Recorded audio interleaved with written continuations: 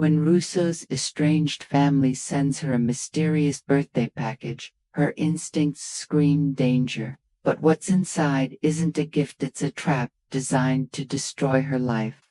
As police knock on her door, Russo must decide: stay silent and become their scapegoat, or risk everything to expose the betrayal hiding behind a ribbonless box. In a world where family loyalty is weaponized, will she survive their final lie? Russo had never been the sentimental type. Birthdays, anniversaries, celebrations of any kind, they barely registered on her radar. It wasn't that she didn't appreciate the gestures.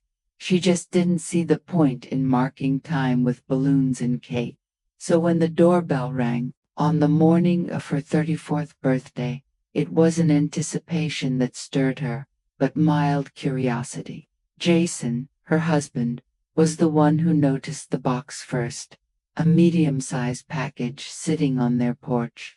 No frills, no ribbons, just a brown cardboard box taped up like it had come off an assembly line. When Russo mentioned it was from her parents, Jason's reaction was immediate and chilling. "Don't open it." The way he said it, steady and certain, froze Russo in place. She laughed it off at first, teasing him about being paranoid, but Jason wasn't smiling. He pointed to the label. There was no handwriting, no personal touch. The return address wasn't even from her parents' city. A P.O. box. Russo leaned in, expecting to see something, anything that would mark this as a genuine, albeit late, attempt at connection. Instead, her stomach dropped. A cold wave passed through her body, sinking into her bones. Jason stood silently, his eyes never leaving the box. Russo had known Jason for almost a decade, and she could read his silences better than his words. This silence wasn't confusion or overreaction. This was knowledge. Something in him recognized what this was, even if he hadn't yet said it aloud. Her phone rang. Her mother's voice, syrupy sweet, poured through the speaker, asking if the package had arrived. Russo lied, said she had opened it, and thanked her for the beautiful gift, but everything in her gut told her not to touch it. The kitchen, which had moments earlier felt like a sanctuary, now felt like a trap. The box sat on the counter, seemingly harmless, yet it pulled the air out of the room. Russo and Jason stood on either side of it, both knowing that something was deeply wrong. She wanted to believe it was paranoia, but every fiber of her being resisted. Jason's hand rested lightly on her arm, grounding her in that moment. His eyes told her to trust her instincts. 30 minutes later, the knock at the door confirmed their fears. 2 officers, professional and polite, asked to enter. They mentioned a report about a suspicious package delivered to their address. Jason stepped aside, and Russo led them to the box.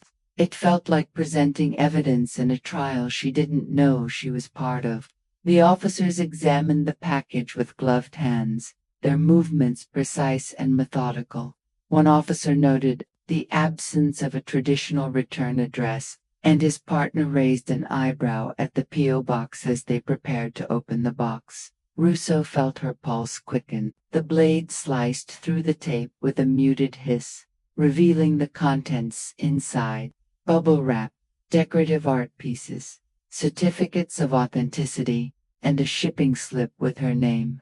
But the officer's reaction wasn't one of relief.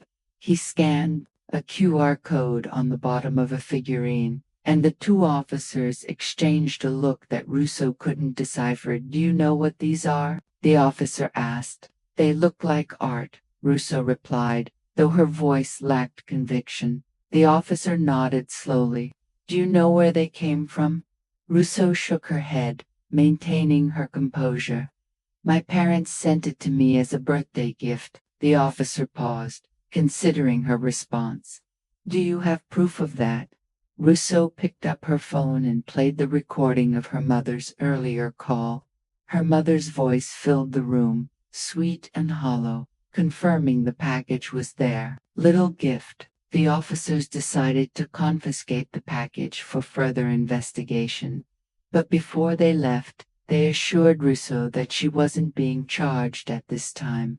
Jason escorted them out, leaving Russo standing in the kitchen, staring at the space where the box had been. The silence that followed was deafening.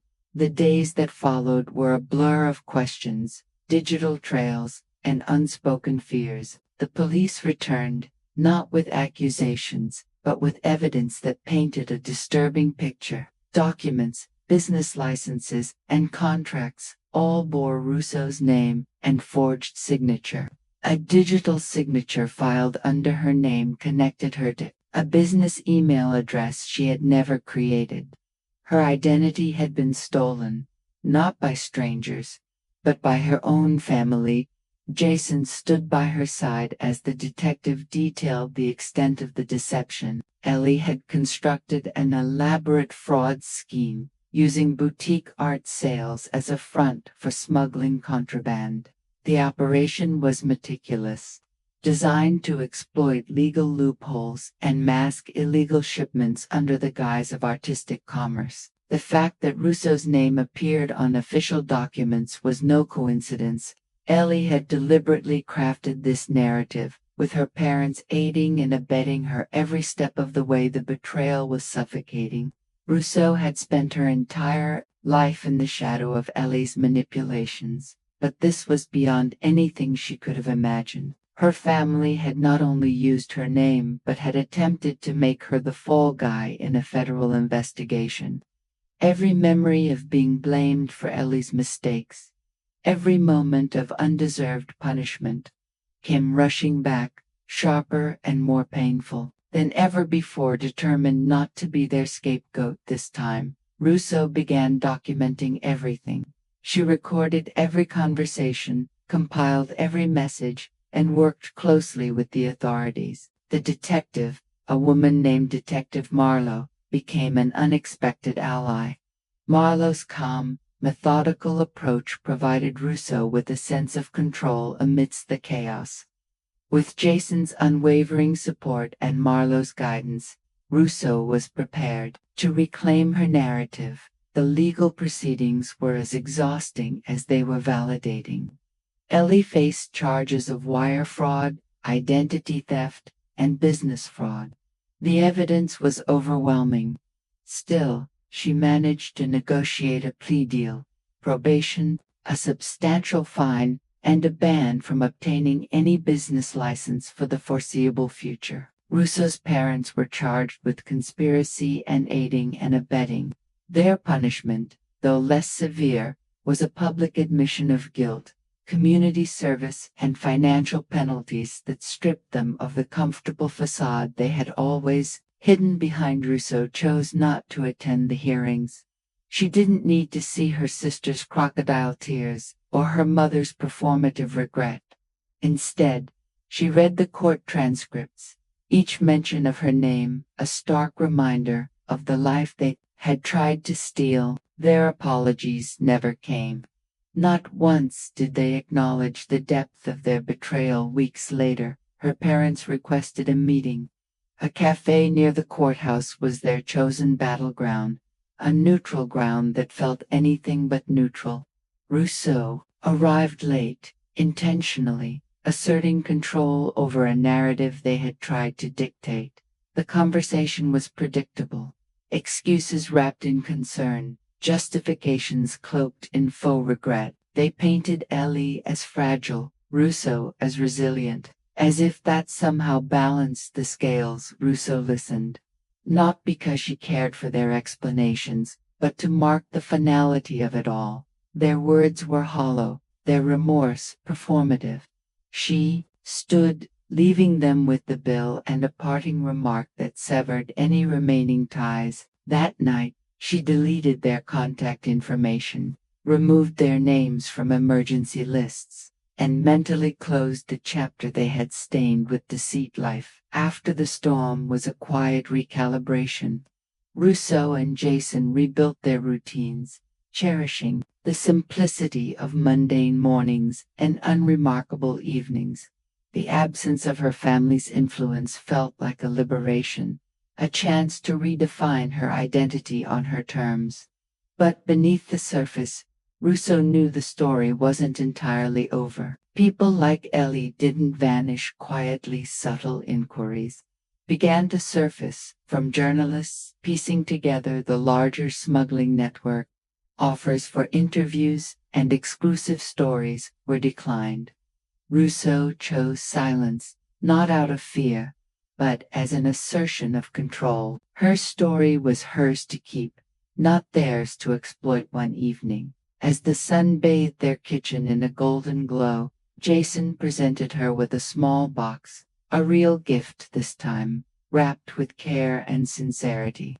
Inside was a delicate bracelet, engraved with a single word, enough. It wasn't just a gift, it was a declaration, a symbol of survival, of boundaries set and maintained. But Russo remained vigilant. Suspense lingered, not as a looming threat, but as a reminder of the strength she had cultivated. She had learned to live with the unpredictable tides of betrayal, not as a victim, but as a woman who had finally reclaimed her narrative. The world might still hold shadows of Ellie and the chaos she brought, but Russo was no longer the passive sister in the background. She was the author of her story now, ready for whatever came next.